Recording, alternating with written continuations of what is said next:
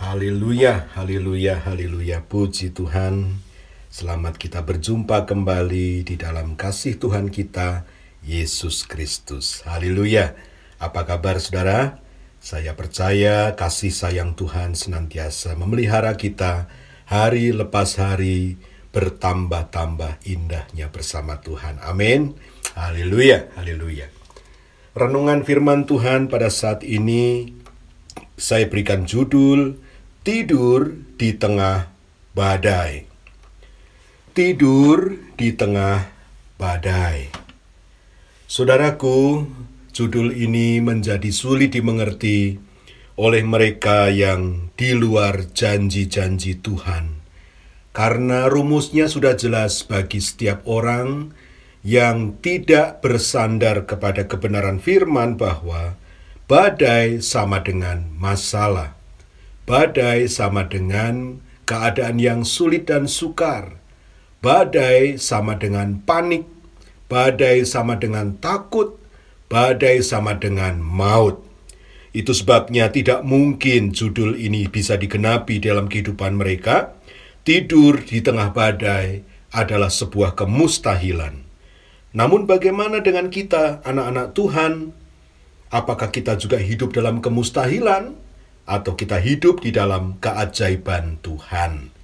Saudaraku, mari kita mulai pembacaan firman Tuhan di dalam Mazmur pasal 4 ayat yang ke-9. Mazmur 4 ayat yang ke-9. Dengan tentram aku mau membaringkan diri, lalu segera tidur, sebab hanya Engkaulah ya Tuhan, yang membiarkan aku diam dengan aman. Haleluya. Kita ulang biar meresap ya. 2, 3.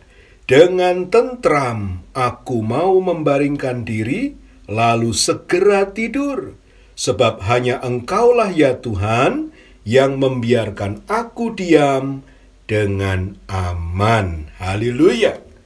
Badai tanpa Tuhan, seperti tadi kita katakan, sama dengan ketakutan, kekhawatiran, kecemasan, stres, kepanikan, bahkan keputusasaan. Boro-boro tidur dengan nyenyak, ya, berusaha mau tidur tidak bisa. Beberapa orang yang terus-menerus gelisah harus minum obat tidur atau sesuatu untuk mereka bisa tidur. Tetapi sungguh heran firman Tuhan ini, bahwa meskipun di dalam keadaan yang tidak aman menurut ukuran dunia, tetapi anak-anak Tuhan bisa segera tidur. Kita ulang lagi, dengan tentram, lihat, aku mau membaringkan diri, lalu segera tidur, sebab hanya Engkaulah ya Tuhan, yang membiarkan aku diam dengan aman. Jadi badai ditambah Tuhan sama dengan tentram. Badai ditambah Tuhan bisa membaringkan diri. Badai ditambah Tuhan bisa membuat orang segera tidur. Sebab di dalam Tuhan, meskipun di tengah badai, ada rasa aman dari Tuhan. Amin, saudaraku. Haleluya. Badai kehidupan bisa datang kepada kita semua. Tetapi bukan karena dunia ini sedang kacau, karena banyaknya persoalan, lalu kita juga harus ikut kacau.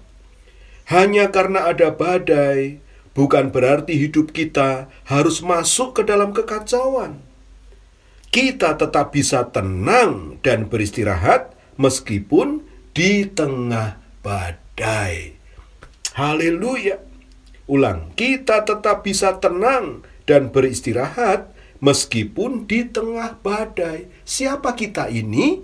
Adalah anak-anak Tuhan yang meskipun diizinkan mengalami badai dan gelombang, ada Tuhan di dalam kehidupannya.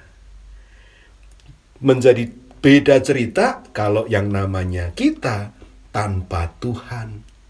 Ya saudaraku, nah kesimpulan di awal ini, kalau badai bisa datang sewaktu-waktu, maka hanya ada satu hal yang harus kita pastikan, bahwa kita selalu disertai Tuhan.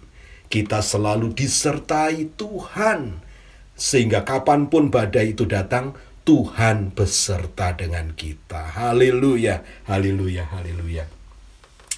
Di dalam Injil Markus pasal yang keempat, perahu para murid dilemparkan ke sana kemari oleh badai yang hebat. Heran, Yesus tertidur lelap. Yesus tertidur lelap di buritan. Badai sama sekali tidak mengganggunya.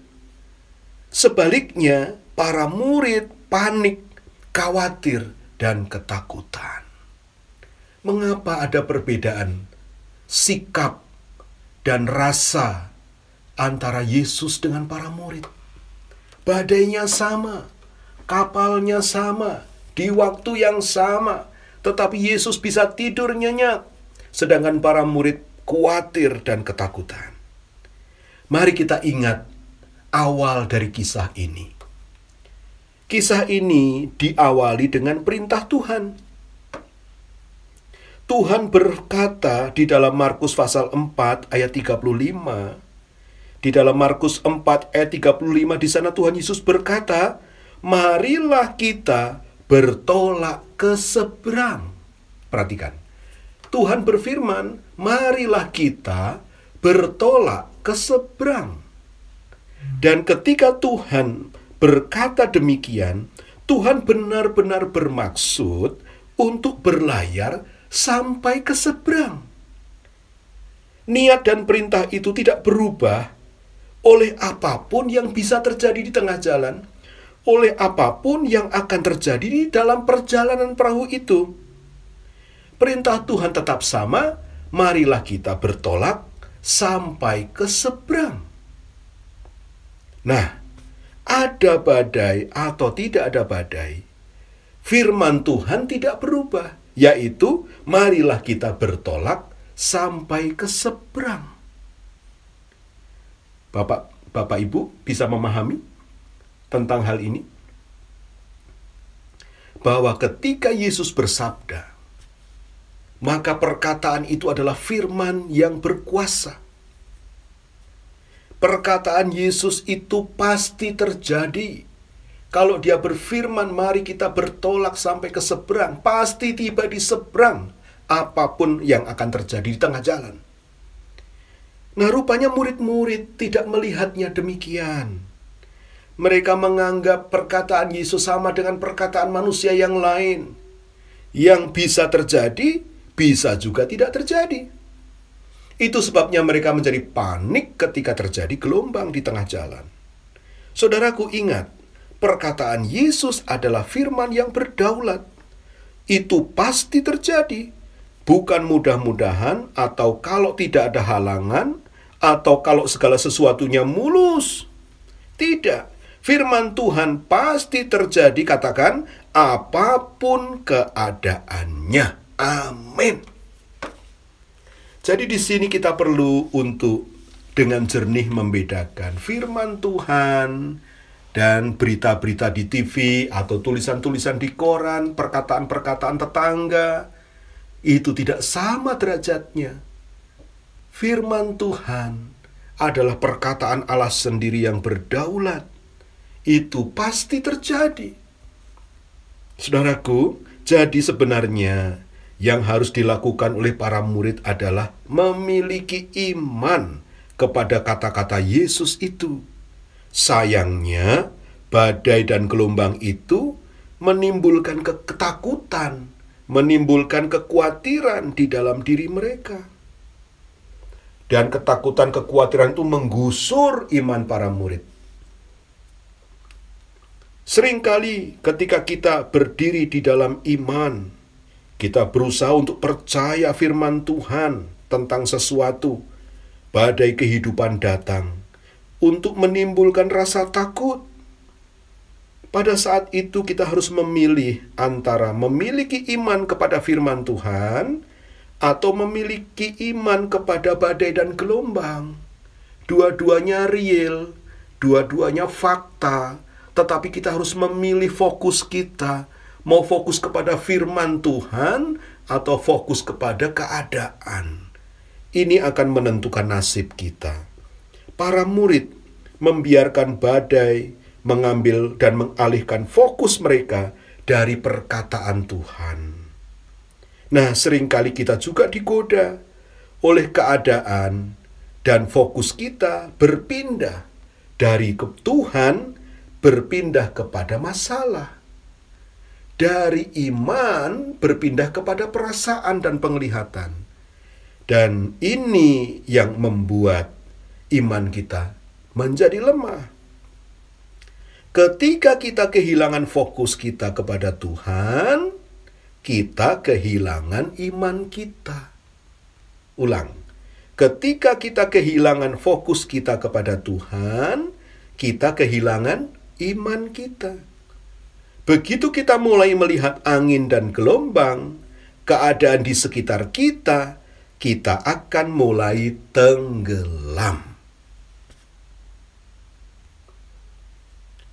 Saudaraku, kita akan mengalami badai.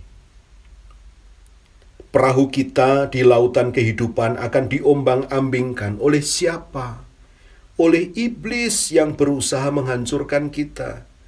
Ingat firman Tuhan di dalam Yohanes 10 ayat 10 bagian A. Pencuri datang hanya untuk mencuri dan membunuh dan membinasakan. Beberapa orang berpikir bahwa hanya karena Yesus ada di atas kapal, maka tidak akan ada badai.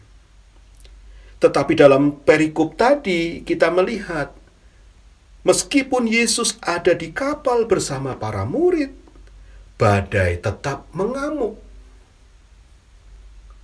Saudaraku, hanya karena Yesus berada di kapal kehidupan kita, itu tidak menjamin pelayaran kita akan lancar dan tidak ada badai sama sekali. Tetapi apa yang Yesus jamin adalah bahwa Anda dan saya akan tetap bisa melewati badai itu. Dan kita akan berhasil sampai ke seberang, mencapai tujuan kehidupan kita, berkat yang Tuhan sediakan bagi kita. Haleluya! Artinya apa? Ketika Yesus ada di kapal kehidupan kita, Tuhan tidak menjamin tidak akan ada badai. Tuhan hanya menjamin bahwa kita akan diberi kemampuan, kesanggupan untuk sampai ke tujuan. Artinya bahwa Anda dan saya akan berkemenangan. Haleluya, katakan amin. Amin, haleluya, puji Tuhan. Nah, pada waktu badai itu terjadi, respon dari para murid kita baca di dalam Alkitab ya. Para murid mempertanyakan Yesus dan sikapnya. Dengan cara yang sama, banyak orang Kristen juga bersikap demikian ketika dia mengalami badai gelombang dalam kehidupannya. Kita baca di dalam Markus pasal 4 ayat yang ke-38, ayat 38, di sana para murid bertanya kepada Tuhan Yesus, "Guru, Engkau tidak peduli kalau kita binasa?" Wow. Orang Kristen masa kini bertanya, "Tuhan, mengapa Engkau izinkan hal ini terjadi pada kami?" Atau, "Ya Tuhan, tidakkah Engkau peduli bahwa hal ini terjadi padaku?" Satu respon yang menempatkan Tuhan pada pihak yang bersalah. Menempatkan Tuhan sebagai biang dari masalah. Dan kalaupun toh itu masalah bukan datang dari Tuhan, tetapi mempersalahkan Tuhan sebab dia diam saja. Dan melalui pertanyaan-pertanyaan ini banyak tuduhan yang disampaikan kepada Tuhan Yesus. Dianggapnya Tuhan tidak peduli, dianggapnya Tuhan tidak melihat, dianggapnya Tuhan membiarkan saja, dianggapnya Tuhan tidak mampu untuk menolong, dan sebagainya. Sebenarnya, kalau kita ukur dengan perasaan kita ya, bagaimana perasaan Tuhan pada waktu itu. Manusia yang seharusnya merendahkan diri, tersungkur menyembah Dia dan mohon pertolongan, malah menuduh Tuhan, menghakimi Tuhan dengan cara yang demikian. Saudaraku, kita bersyukur Allah kita penuh dengan kasih pada waktu itu. Dia masih mendidik para murid ini tentang bagaimana artinya percaya di tengah badai dan gelombang. Nah, ketika badai kehidupan datang menerpa kita, Respon kita seharusnya bukan, Tuhan, apakah Engkau tidak peduli kalau aku binasa? Bukan. Sebab kalau kita bertanya, Tuhan, apa Kau nggak peduli? Tuhan peduli kan? Tuhan peduli. 1 Petrus 5 ayat 7 berkata bahwa Dia memperhatikan kita dengan penuh kasih sayang dan memperhatikan kita dengan cermat. Di ayat yang lain bahwa selembar rambut kita pun tidak akan jatuh tanpa seizin Tuhan. Kita dijaga Tuhan seperti biji matanya. Bagaimana kita bisa mengatakan apakah Tuhan tidak peduli? Ya, kita baca ayatnya di dalam 1 Petrus 5 ayat yang ke-7. 1 Petrus 5 ayat yang ke-7, ya. Serahkanlah segala kekhawatiranmu kepadanya, sebab Ia yang memelihara kamu. Bagaimana mungkin seorang pemelihara tidak peduli? Jadi tuduhan dari para murid itu, ya saudaraku, tuduhan yang semena-mena. Kita tidak boleh meniru hal itu. Jadi ketika kita mulai meragukan Dia dengan mengajukan pertanyaan semacam itu, kita tidak menempatkan Dia sebagai Allah. Kita menutup diri dari kemahakuasaannya untuk bisa bekerja dalam hidup kita. Itu sebabnya kita tidak mau meneladani sikap murid-murid ini, ya. Haleluya.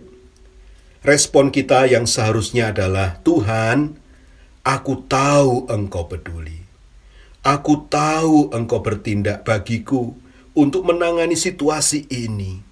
Aku akan beristirahat karena aku percaya kepadamu. Haleluya, haleluya, haleluya. Ketika dokter memberikan laporan kondisi kesehatan yang buruk, itu adalah badai. Apa yang akan Anda lakukan? Bagaimana tanggapan Anda tentang hal itu? Apakah Anda akan mempertanyakan dan menyalahkan Tuhan? Atau apakah Anda akan berkata, ya, saya tahu itu memang fakta, tetapi saya percaya akan firman Tuhan. Saya dipersenjatai oleh fakta-fakta firman Tuhan yang lebih besar. Saya akan tetap tenang dan percaya, mengetahui apa yang Tuhan katakan tentang kesehatan saya. Saya ingat ada satu ayat yang mengatakan, oleh bilur-bilurnya, aku telah sembuh. Amin. Jadi, dua-duanya fakta. Badai dan gelombang fakta, firman Tuhan itu fakta. Tetapi firman Tuhan itu fakta yang lebih besar, yang lebih berkuasa, yang lebih berdaulat dari fakta-fakta kehidupan kita. Dalam badai kehidupan yang tak terhindarkan, Anda bisa terlempar ke laut dan tenggelam oleh ombak yang bergolak. Atau Anda bisa berjuang mengatasi badai dan berlayar menuju sinar matahari pengharapan di seberang. Apakah Anda akan berhasil atau tidak dalam mengatasi badai? Hal itu ditentukan oleh keputusan Anda untuk mempercayai firman Tuhan atau untuk melihat keadaan. Anda dapat melihat kepada keadaan dan bertanya, apa yang akan aku lakukan sekarang? Atau Anda dapat fokus kepada firman Tuhan dan bertanya, apa yang Alkitab katakan tentang hal ini? Apa janji Tuhan tentang hal ini? Aku hendak mempercayainya, aku hendak memegangnya, aku hendak berdiri di atasnya. Karena itulah jaminan kemenangan bagiku. Haleluya. Mari saudaraku, cari tahu apa yang dikatakan Tuhan dan mulailah mengakui firman-Nya. Menurut keadaannya, mungkin terlihat seolah-olah Anda tidak akan berhasil. Tetapi jika Anda percaya apa yang dikatakan Tuhan, Anda akan dimampukan untuk mengatasinya.